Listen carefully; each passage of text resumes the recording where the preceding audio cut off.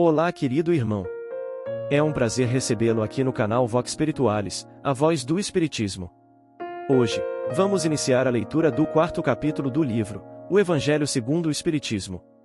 Então, já deixe o like no vídeo, se inscreva no canal para ser notificado de novos vídeos, e eleve seu pensamento a Deus.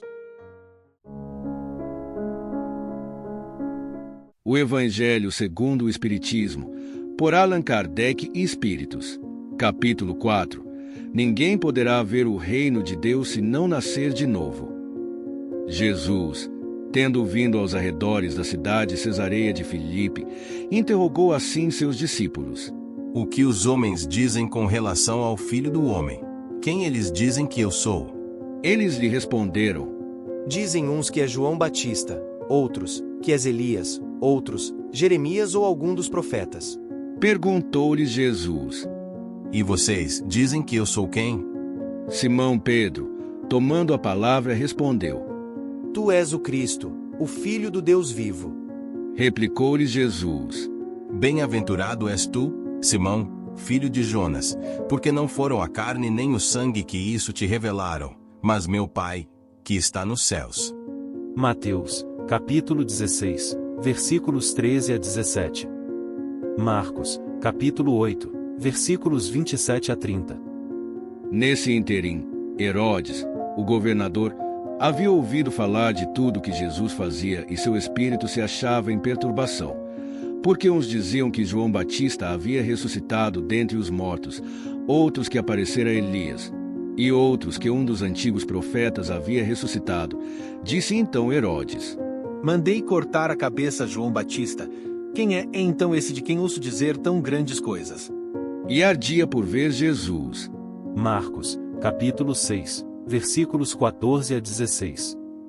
Lucas, capítulo 9, versículos 7 a 9. Seus discípulos então interrogaram Jesus desta forma: Por que os escribas dizem ser preciso que Elias deve voltar? Jesus lhes respondeu: É verdade que Elias há de vir e restabelecer todas as coisas, mas eu vos declaro que Elias já veio e eles não o conheceram e o trataram como lhes agradaram.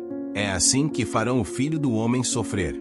Então, seus discípulos compreenderam que era de João Batista que ele falara. Mateus, capítulo 17, versículos 10 a 13. Marcos, capítulo 9, versículos 11 a 13. Ressurreição e reencarnação. A reencarnação fazia parte dos dogmas dos judeus sob o nome de ressurreição. Só os saduceus, cuja crença era de que tudo acaba com a morte, não acreditavam nisso. As ideias dos judeus sobre esse ponto, como sobre muitos outros, não eram claramente definidas porque tinham apenas noções vagas e incompletas acerca da alma e da sua ligação com o corpo. Eles acreditavam que um homem que havia vivido poderia reviver, mas sem saberem exatamente de que maneira o fato poderia acontecer. Designavam pelo termo ressurreição o que o Espiritismo chama reencarnação, com mais sensatez. Com efeito, a ressurreição dá a ideia de o corpo que já está morto voltar à vida, o que a ciência demonstra ser materialmente impossível, sobretudo quando os elementos desse corpo já se acham desde muito tempo espalhados e absorvidos. A reencarnação é a volta da alma, ou espírito, à vida corpórea, mas em outro corpo especialmente formado para ele e que nada tem de comum com o antigo. Assim, a palavra ressurreição poderia ser aplicada a Lázaro, mas não a Elias, nem aos outros profetas. Portanto, se João Batista era Elias, segundo a crença deles, o corpo de João não podia ser o de Elias, pois que João foi visto criança e seus pais eram conhecidos. Então, João podia ser Elias reencarnado, porém, não ressuscitado. Ora, havia entre os fariseus um homem chamado Nicodemos, senador dos judeus, que veio à noite ter com Jesus e lhe disse: Mestre, sabemos que vieste da parte de Deus para nos instruir como um doutor, pois ninguém poderia fazer os milagres que tu tens feito se Deus não estivesse com ele. Jesus lhe respondeu: Em verdade te digo, ninguém pode ver o reino de Deus se não nascer de novo. Disse-lhe Nicodemos: Como pode um homem já velho nascer de novo? Ele pode tornar a entrar no ventre de sua mãe para nascer uma segunda vez? Retrucou-lhe Jesus: Em verdade te digo, se um homem não renasce da água e do Espírito, não pode entrar no reino de Deus. O que é nascido da carne é carne e o que é nascido do Espírito é Espírito. Não te admires de que eu te tenha dito ser preciso que nasças de novo. O Espírito sopra onde quer e ouves a sua voz, mas não sabes donde ele vem, nem para onde vai. O mesmo se dá com todo homem que é nascido do Espírito. Respondeu-lhe Nicodemos: Como isso pode acontecer? Jesus lhe observou: Então, tu és mestre em Israel e ignoras estas coisas. Digo-te em verdade, que não dizemos senão o que sabemos e que não damos testemunho, senão do que temos visto. Entretanto, não aceitas o nosso testemunho.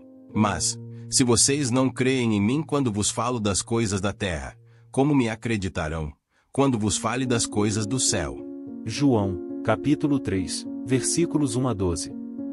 A ideia de que João Batista era Elias e de que os profetas podiam reviver na terra se encontra em muitas passagens dos evangelhos, notadamente nas reproduzidas acima. Se essa crença fosse errada, Jesus não houvera deixado de combatê-la, como combateu tantas outras. Longe disso, ele a aprova com toda a sua autoridade e a põe por princípio e como condição necessária, quando diz: ninguém pode ver o reino de Deus se não nascer de novo. E insiste, acrescentando: não te admires de que eu te tenha dito ser preciso que nasças de novo. Estas palavras, se um homem não renasce da água e do Espírito, foram interpretadas no sentido da regeneração pela água do batismo. Porém, o texto primitivo dizia simplesmente: não renasce da água e do Espírito, ao passo que, em algumas traduções, as palavras do Espírito foram substituídas pelas seguintes: do Santo Espírito, o que já não corresponde ao mesmo pensamento. Esse ponto capital ressalta dos primeiros comentários a que os evangelhos deram lugar, como se comprovará um dia, sem nenhum equívoco. Para compreendermos o verdadeiro sentido dessas palavras, devemos também nos atentar na significação do termo água, que ali não foi usado no sentido que lhe é próprio. Os conhecimentos dos antigos sobre as ciências físicas eram muito imperfeitos. Eles acreditavam que a terra havia saído das águas, e por isso consideravam a água como elemento gerador absoluto. Assim é que na Gênesis se lê: o Espírito de Deus era levado sobre as águas, flutuava sobre as águas, que o firmamento seja feito no meio das águas, que as águas que estão debaixo do céu se reúnam em um só lugar e que apareça o elemento árido, que as águas produzam animais vivos que nadem na água e pássaros que voem sobre a terra e sobre o firmamento. Segundo essa crença, a água se tornara o símbolo da natureza material, como o Espírito era o símbolo da natureza inteligente. Estas palavras, se o homem não renasce da água e do Espírito, ou em água e em Espírito, significam então, se o homem não renasce com seu corpo e sua alma. É nesse sentido que a princípio as compreenderam. Aliás, tal interpretação se justifica por estas outras palavras: o que é nascido da carne é carne e o que é nascido do Espírito é Espírito. Jesus estabelece aí uma distinção positiva entre o Espírito e o corpo. O que é nascido da carne é carne e indica claramente que só o corpo procede do corpo e que o Espírito não depende deste. O Espírito sopra onde quer, ouves-lhe a voz, mas não sabes nem de onde ele vem, nem para onde vai. Podemos entender que se trata do Espírito de Deus, que dá vida a quem ele quer, ou da alma do homem. Nesta última acepção, não sabes de onde ele vem, nem para onde vai significa que ninguém sabe o que foi, nem o que será o Espírito. Se o Espírito, ou alma, fosse criado ao mesmo tempo em que o corpo, saberíamos de onde ele veio, pois que conheceríamos o seu começo. Como quer que seja, essa passagem consagra o princípio da preexistência da alma e, por conseguinte, a ideia da pluralidade das existências. Ora, desde o tempo de João Batista até o presente, o reino dos céus é tomado pela violência e são os violentos que o arrebatam, pois que assim profetizaram todos os profetas até João, e também a lei. Se quiserem compreender o que lhes digo, ele mesmo é o Elias que há de vir. Ouçam aquele que tiver ouvidos de ouvir. Mateus, capítulo 11, versículos 12 a 15.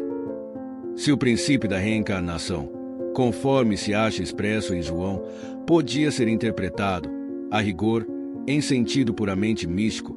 O mesmo já não acontece com esta passagem de Mateus, que não permite equívoco. Ele mesmo é o Elias que há de vir. Não há aí nenhuma figura de linguagem ou alegoria. É uma afirmação concreta. Desde o tempo de João Batista até o presente, o reino dos céus é tomado pela violência. Que significam essas palavras, uma vez que João Batista ainda vivia naquele momento? Jesus as explica dizendo: se quiserem compreender o que digo, ele mesmo é o Elias que há de vir. Ora, João sendo o próprio Elias, Jesus menciona a época em que João vivia com o nome de Elias. Até o presente o reino dos céus é tomado pela violência. Outra referência à violência da lei mosaica, que ordenava o extermínio dos infiéis, para que os demais ganhassem a terra prometida, paraíso dos hebreus, ao passo que, segundo a nova lei, o céu se ganha pela caridade e pela brandura. E acrescentou: ouça aquele que tiver ouvidos de ouvir. Essas palavras, que Jesus tanto repetiu, dizem claramente que nem todos estavam em condições de compreender certas verdades. Aqueles do seu povo a quem a morte foi dada viverão de novo. Aqueles que estavam mortos em meio a mim ressuscitarão. Despertem do seu sono e entoem louvores a Deus, vocês que habitam no pó. Porque o orvalho que cai sobre vocês é um orvalho de luz, e porque arruinarão a terra e o reino dos gigantes. Isaías, capítulo 26, versículo 19. É também muito explícita esta passagem de Isaías: aqueles do seu povo a quem a morte foi dada viverão de novo. Se o profeta quis falar da vida espiritual, se tinha pretendido dizer que aqueles que tinham sido executados não estavam mortos em espírito, teria dito: ainda vivem, e não viverão de novo. No sentido espiritual, essas palavras seriam um contrassenso, pois que implicariam uma interrupção na vida da alma. No sentido de regeneração moral, seriam a negação das penas eternas, pois que estabelecem, em princípio, que todos os que estão mortos reviverão. Mas, quando o homem tiver morrido uma vez, quando seu corpo foi consumido, separado de seu espírito, o que é feito dele? Tendo morrido uma vez, o homem poderia reviver de novo. Nesta guerra em que me acho todos os dias da minha vida, espero que chegue a minha mutação. Jó, capítulo 14, versículos 10 e 14, tradução de Lê Mestre de Saci. Quando o homem morre, perde toda a sua força, expira. Depois, onde está ele? Se o homem morre, viverá de novo. Esperarei todos os dias de meu combate, até que venha alguma mutação. Tradução protestante de Oster Ual. Quando o homem está morto, vive sempre. Acabando os dias da minha existência terrestre, esperarei, pois a ela voltarei de novo. Versão da Igreja Grega. Nessas três versões, o princípio da pluralidade das existências se acha claramente expresso. Ninguém poderá supor que Jó quis falar da regeneração pela água do batismo, que ele de certo não conhecia. Tendo o homem morrido uma vez, poderia reviver de novo. A ideia de morrer uma vez e de reviver implica de morrer e reviver muitas vezes. A versão da Igreja Grega ainda é mais explícita, se é que isso é possível. Acabando os dias da minha existência terrena, esperarei, pois a ela voltarei. Ou, voltarei à existência terrestre. Isso é tão claro, como se alguém dissesse: saio de minha casa, mas a ela tornarei. Nesta guerra em que me encontro todos os dias de minha vida, espero que se dê a minha mutação. Evidentemente, Jó pretendeu referir-se à luta que sustentava contra as misérias da vida. Ele espera a sua mutação, isto é, resigna-se. Na versão grega, esperarei parece aplicar-se preferentemente a uma nova existência. Quando a minha existência estiver acabada, esperarei, pois a ela voltarei. Jó como que se coloca no intervalo, após a morte, que separa uma existência de outra e diz que lá aguardará o momento de voltar. Não há mais como duvidar de que, sob o nome de ressurreição, o princípio da reencarnação era um conceito de uma das crenças fundamentais dos judeus, conceito esse que Jesus e os profetas confirmaram de modo formal. donde se segue que negar a reencarnação é negar as palavras do Cristo. Um dia, porém, quando suas palavras forem meditadas sem ideias preconcebidas, elas serão reconhecidas e autorizadas quanto a esse ponto, bem como em relação a muitos outros. A essa autoridade do ponto de vista religioso se acrescenta das provas que resultam da observação dos fatos do ponto de vista filosófico. Quando se trata de buscar dos efeitos as causas, a reencarnação surge como de necessidade absoluta, como condição essencial à humanidade. Numa palavra, como lei da natureza. Pelos seus resultados, ela se evidencia de modo, por assim dizer, material, da mesma forma que o motor oculto se revela pelo movimento. Só ela pode dizer ao homem de onde ele vem, para onde vai, por que está na terra, e justificar todas as irregularidades e todas as aparentes injustiças que a vida apresenta. Sem o princípio da preexistência da alma e da pluralidade das existências, as máximas do Evangelho são incompreensíveis em sua maioria, razão porque tem dado lugar a interpretações tão contraditórias. Está nesse princípio a chave que lhes restituirá o sentido verdadeiro. Encerramos aqui a primeira parte do capítulo. Deixe uma mensagem nos comentários e compartilhe com as pessoas que você gosta. E não esqueça de deixar o like no vídeo e se inscrever para ser notificado dos próximos capítulos. Que Deus abençoe você e a toda a sua família. Até o próximo vídeo.